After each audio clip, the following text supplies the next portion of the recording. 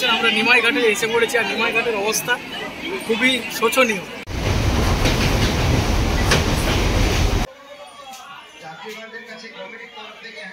মোটামুটি ভগবানের কৃপাতে আমাদের পুজো দেওয়া কমপ্লিট। মন্দির উন্নয়ন কমিটি একান্তভাবে কামনা করে।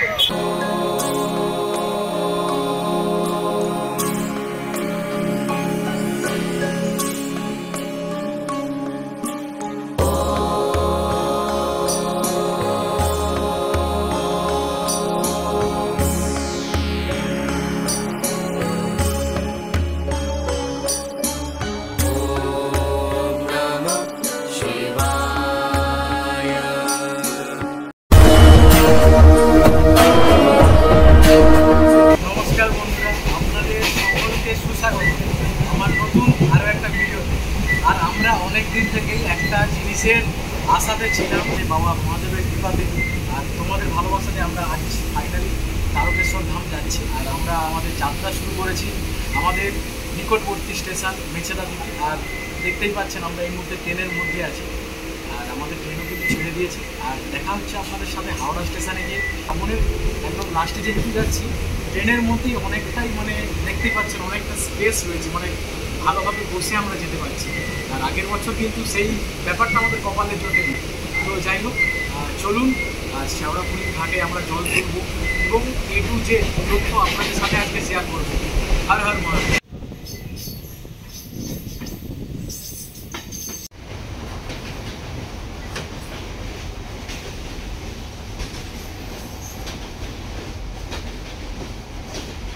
ফাইনালি হাওড়া স্টেশনে এসেছি।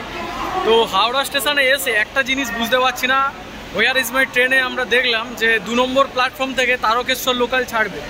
তো এখানে এসে দেখছি তার উল্টোটা, 2 নম্বর প্ল্যাটফর্মে কোনো ট্রেন নেই। তোমার রয়েছে 5-এ রয়েছে আর 4-এ রয়েছে। আমরা 4 নম্বর প্ল্যাটফর্মে দাঁড়িয়ে আছি, আর ওটা হচ্ছে 5 নম্বর প্ল্যাটফর্ম।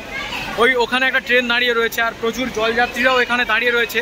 তো সবাই কনফিউশনে আছে যে কোন ট্রেনটা। বেজেও গেছে অনেকটা, এখন 12টা 26 বাজে।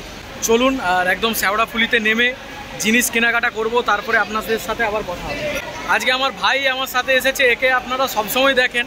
আমার বাবা মা, আমার বোন, আমার তারপরে যদি কেউ থাকে এ হচ্ছে আমার ভাই। রক্তের সম্পর্ক না থাকলেও মন্দির মসজিদ গির্জা যেখানেই যায় না কেন এ আমার সাথে থাকে। অন্যান্য দিনের মতো আজকেও আমার সাথে আমার সঙ্গী হয়ে বেরিয়ে পড়েছে। তো আজকে মোটামুটি বাবার মাথায় জল ঢালবো, ঠিক আছে। শেওড়াফুলি থেকে জল তুলবো আর চেষ্টা করবো নিমাই তীর্থ ঘাটে যাওয়ার। আগের বারে নিমাই তীর্থ ঘাটে আমরা যেতে পারিনি, পোতার ঘাটে গিয়েছিলাম। তো দেখা যাক কি হয়। আর ফার্স্ট আমাদের ট্রেনে উঠতে হবে, কারণ কনফিউশনে সবাই রয়েছে জলযাত্রীরা। তো যেই ট্রেনটা ছাড়বে তারকেশ্বর যাবে সেটাতেই আমরা যাব। তো চলুন দেখা হচ্ছে শেওড়াফুলিতে গিয়ে। আর শেওড়াফুলির জিনিসের দাম কেমন কি সমস্তটা আপনাদেরকে এই ভিডিওর মাধ্যমে আমি তুলে ধরার চেষ্টা করব।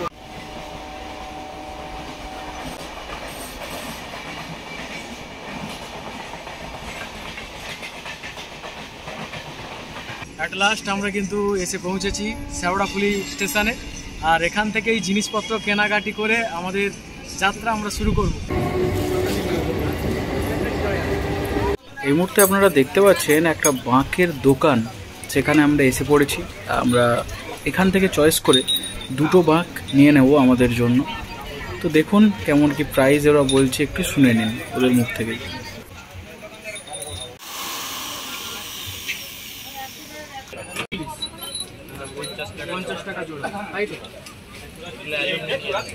ওগুলোর দাম কত আছে? 7 টাকা জোড়া। একটু দাম ওটার বেশি। বড় ঘন্টাগুলো কত বলছে? বড়টা 8 টাকা পিস, আপনার জন্য জোড়া 100 টাকা। আচ্ছা, আর এই যে বাঁকের এই যে লাগানো হয় যে ওম, তারপরে আপনার ওই স্প্রিং দেওয়াগুলো 20 টাকা পিস, এগুলো 10 টাকা পিস। এগুলো 20 এখন মানে অফ সময়ের জন্য কত টাকা? ঘন্টার দাম কম নেই, আপনার কম যেমন রেট তেমন, তাই তো? মানে এমনি এই মানুষজন যদি সাধারণ এমনি নর্মাল বাঁকগুলো নিতে চায় কত টাকা? কোনগুলো 10 টাকা? বাঁকের ওপর কাপড় ছড়িয়ে দিয়ে 10 টাকা। এগুলো 10 টাকা বলছে। আর এই গ্রিন কালারের যেগুলো মানে কাপড়ের উপর ডিপেন্ড করে, তাই তো? আচ্ছা, ফিতেগুলো জড়ানো 10 টাকা। এগুলো কত টাকা? এগুলো 20 টাকা, একদম রিজনেবল প্রাইস। মানে শেষের জন্যই মানে দামটা একদম কম, তাই তো?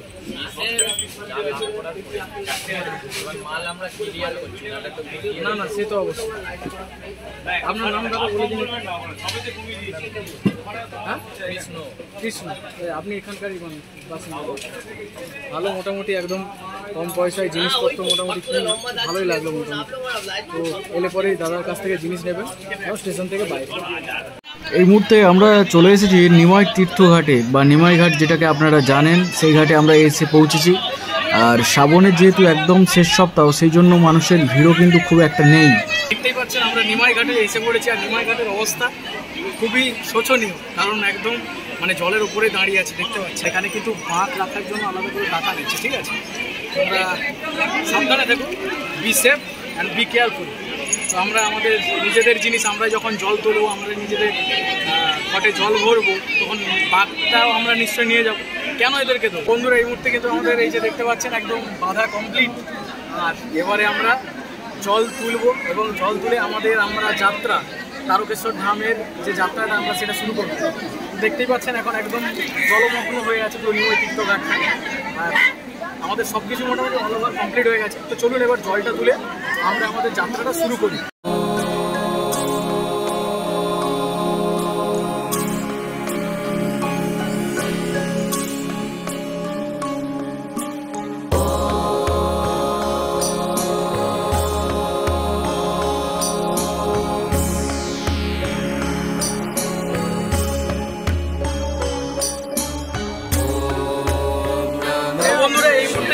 জল তোলা একদম কমপ্লিট। তো আমরা তারকেশ্বর ধামের উদ্দেশ্যে আমরা এখান থেকে আমাদের যাত্রা শুরু করব।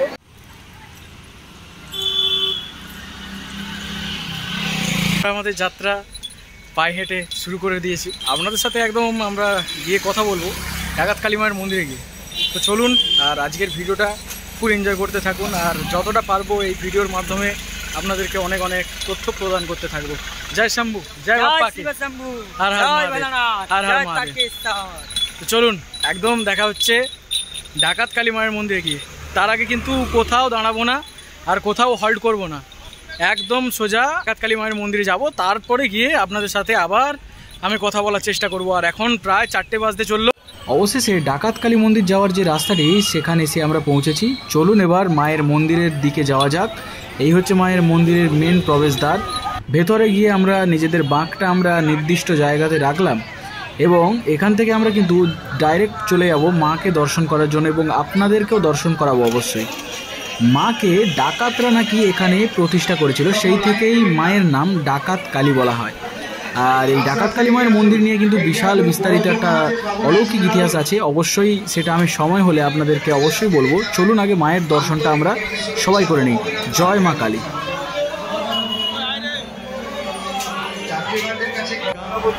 মন্দির উন্নয়ন কমিটি একান্তভাবে কামনা করে।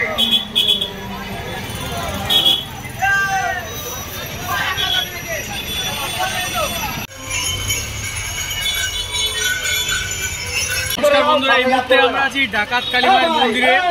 আর ডাকাত কালী মায়ের মন্দিরটা হচ্ছে ঠিক এই দিকটা, আর আমি রয়েছি একটা ভোলেনাথের মন্দিরে।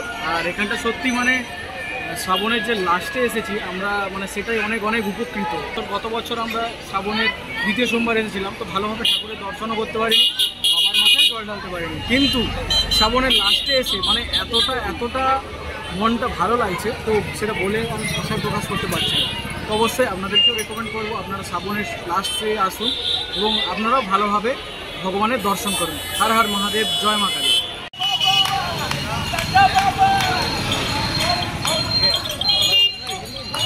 বন্ধুরা, এই মুহূর্তে আমরা রয়েছি কামারকুণ্ডু ওভারব্রিজে। আর এই দিকেই রয়েছে কামারকুণ্ডু স্টেশন। আর ওপরে সাইনবোর্ডে দেখলাম তারকেশ্বর মন্দির এখনও 22 কিলোমিটার। তো আমরা পায়ে হেঁটে সোজা যাব একদম কাশী বিশ্বনাথ মন্দির। কাশী বিশ্বনাথে একদম গিয়ে রেস্ট করব। রেস্ট করার পর ওখান থেকে আমরা লোকনাথ বাবার মন্দিরের উদ্দেশ্যে রওনা হব। তারপরে একদম সোজা যাব তারকেশ্বর ধাম। তো মনের মধ্যে একটু কষ্ট তো হচ্ছেই, পাও ব্যথা করছে, তো বাবার ডাকে বাবার কাছে তো যেতেই হবে। হর হর মহাদেব, জয় শিব শম্ভু।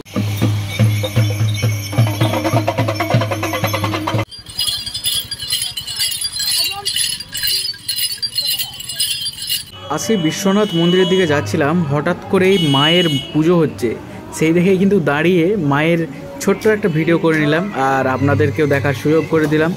কেমন লেগেছে মায়ের মুখটা অবশ্যই কমেন্টে জানাবেন। ফাইনালি আমরা কোথায়? আমরা চলে এসেছি কাশী বিশ্বনাথ মন্দিরে। ফাইনালি মানে অনেকটা রাস্তা হেঁটেছি। মাঝে আপনাদেরকে বলেছিলাম যে একটা জায়গাও হল্ট করবো না, কিন্তু মোটামুটি বাধ্য হয়ে হল্ট করতে হয়েছে। মানে শরীর একদম টানছিল না, প্রচুর পা ব্যথা করছিল। তো চলুন কাশী বিশ্বনাথে এখানে মেন যে আকর্ষণ অর্থাৎ বড় শিবের মূর্তি এবং বজরংবলীর মূর্তি, তো চলুন সেটা দেখার জন্য একদম আমরাও দর্শন করছি এবং আপনারাও দর্শন করুন। দেখা হবে। হ্যাঁ একদম এখান থেকে একদম বেরিয়ে লোকনাথ মন্দির। হর হর মহাদেব, জয় শিব শম্ভু, জয় মহাকাল।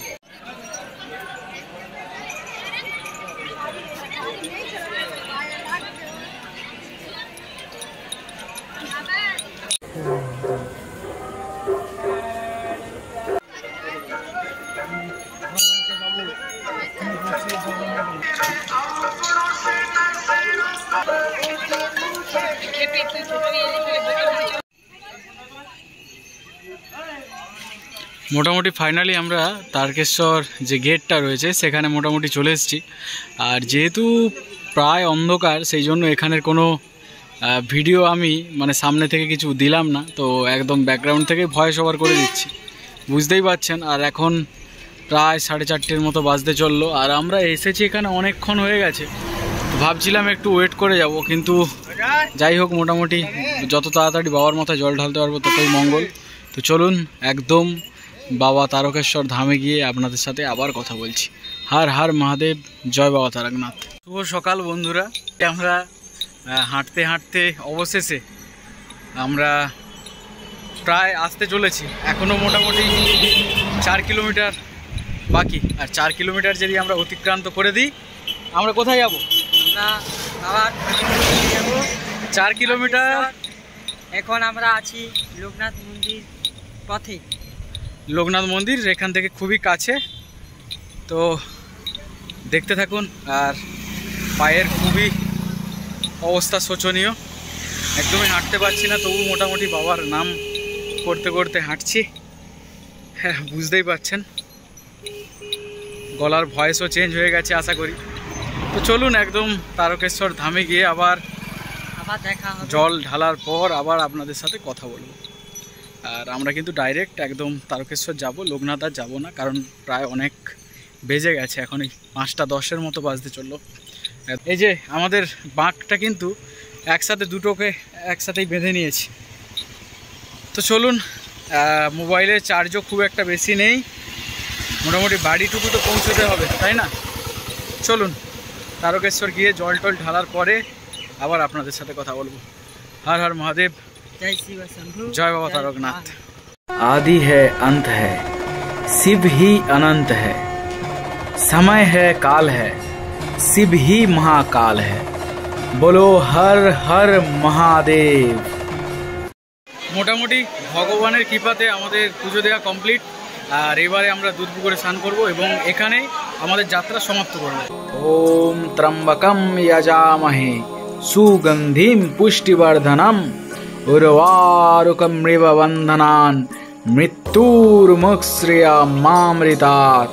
ओम नमः शिवाय, ओम नमः शिवाय, ओम नमः शिवाय, नमः पार्वती पतये, हर हर महादेव। करता करे न कर सके, शिव करे सो होय, तीनों लोक नौखंड में महाकाल से बड़ा न कोई।